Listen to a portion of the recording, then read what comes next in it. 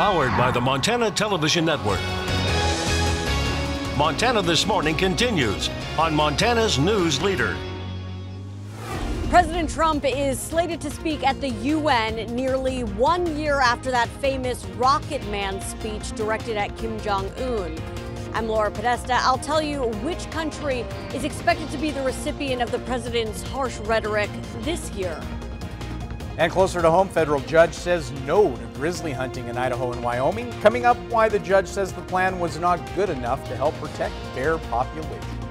Good morning to you and welcome to your Tuesday. It is 6:31. Our top story for you now. President Trump addresses the United Nations General Assembly in New York City this morning. Now, last year he threatened North Korea, but this year he has a new target. CBS's Laura Podesta is in New York with the details.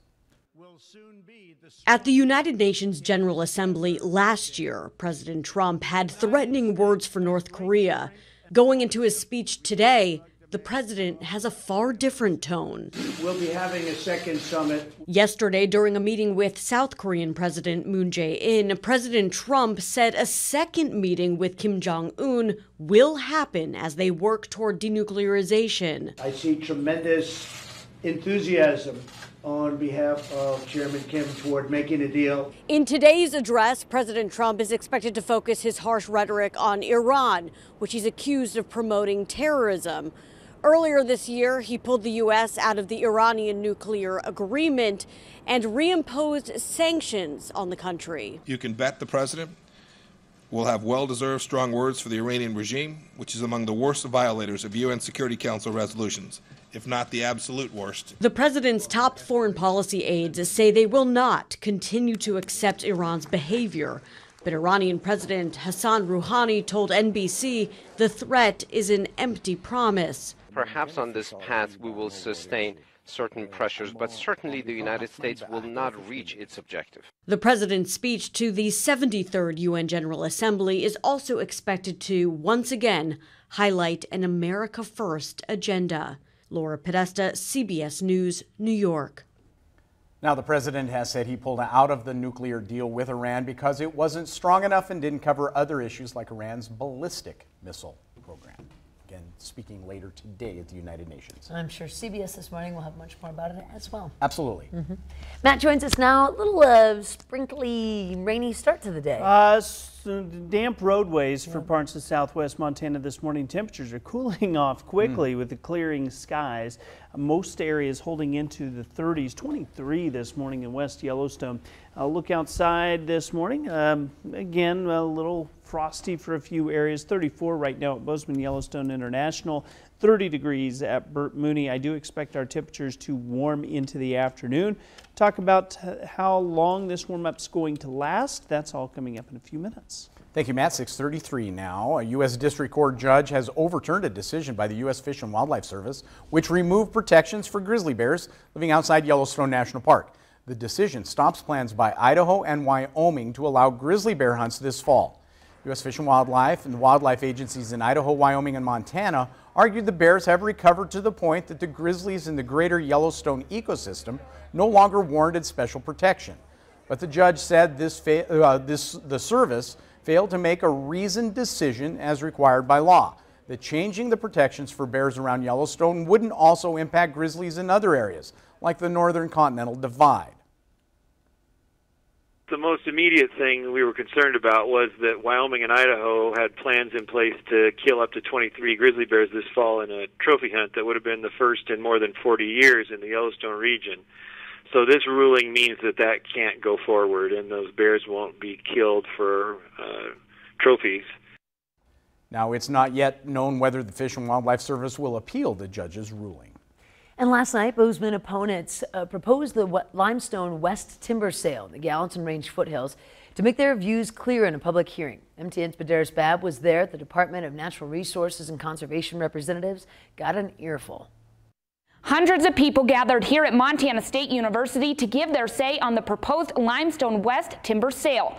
Most people urged DNRC to not log in the area, saying that it will impact the landscape as well as the wildlife.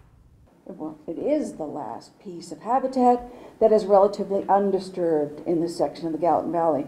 And we all know how fast the Gallatin Valley is growing and that makes this even more important.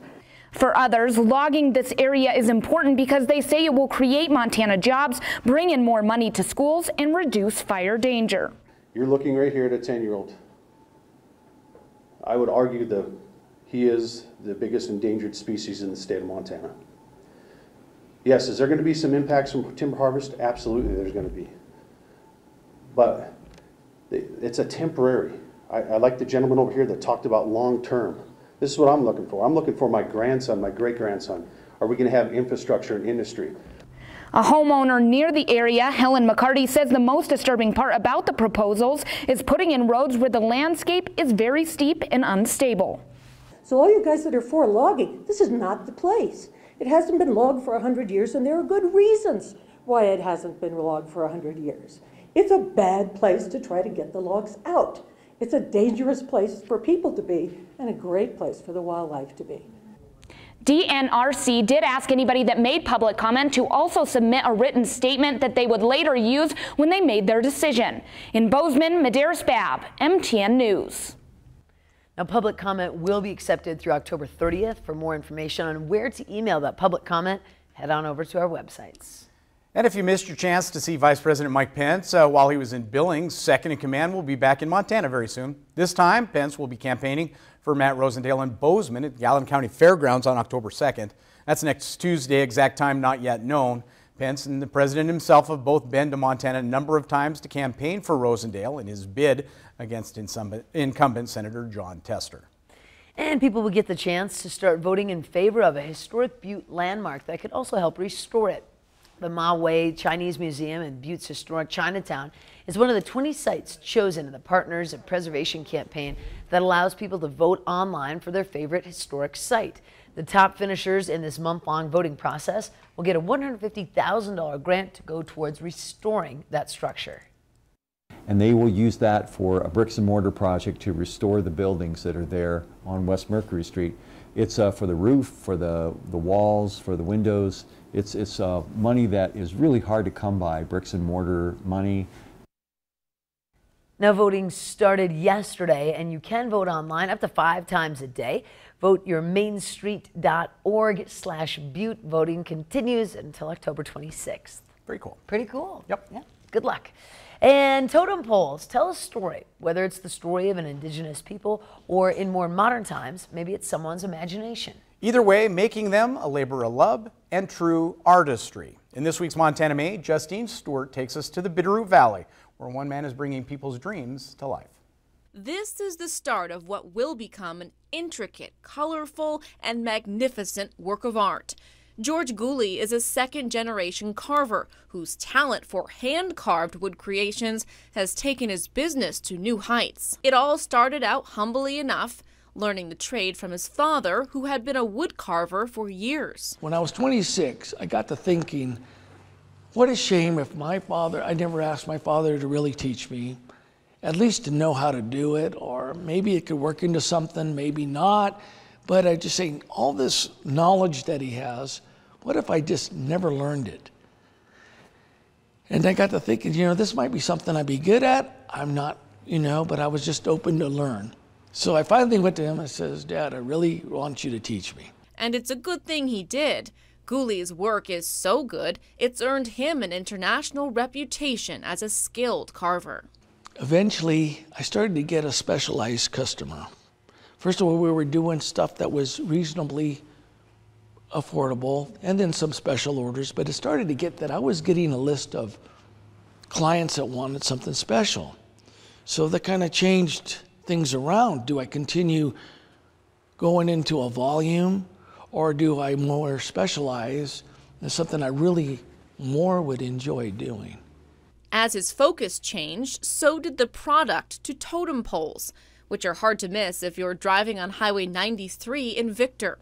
Hard at work in his studio, Gooley spends countless hours bringing his customers' dreams to life. I have a connection with my customers, and it's both a memorable experience for me as them. And I'll come here, we'll be talking, and I really get to know them, what their interests are, things that they have in their imagination, and they're looking for someone that could put this together. And so I'll do that for them. Which takes some time, as there is a wait list, which can be anywhere from 6 months to a year. Less customers, but better work. Each piece is unique, and you can't rush perfection. There's a lot of things to bring beauty to art, and it's not just getting the detail, but it's bringing a feeling and meaning to it. Gooley says most of his work goes to resorts, wealthy property owners, and businesses, but not always. Some of it does stay local. I'll get people from the Bitterroot Valley, and they'll be maybe into their senior years, and they go, you know, I've been putting this money away, and I'm getting at the end of my life. I'm like, what am I going to do? Wait till I'm 80 years old to spend it, you know? And they go, we've always wanted one of your, you know, your works of art, a totem pole, and they get a reasonably priced totem pole. When I asked Gooley if he had any favorite pieces, he said it would be too hard to choose. He's made so many and spent so much time on each piece that they are all special. And what makes it even better is seeing his customers' reaction to the finished product. I'm not just selling something to put in my pocket. I'm selling an experience and a moment of joy. In Victor, Justine Stewart, MTN News.